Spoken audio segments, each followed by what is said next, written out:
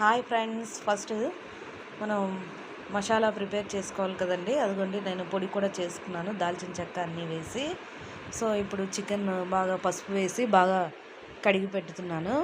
So అంతా కూడా బాగా నీట్గా ఉప్పు కాస్త లైట్గా ఉప్పును పసుపు వేసి నీట్గా అంతా కూడా క్లీన్ చేసేసాను. సో అవి పక్కన తీసుకొని మళ్ళీ పసుపు కొంచెం అండ్ సాల్ట్ రెండు వేసి సో బాగా దాన్ని బాగా పట్టించేసాను. సో ఇప్పుడు మ్యాగ్నెట్ చేసుకొని నీట్గా మొత్తం మ్యాగ్నెట్ చేసుకోవాలి.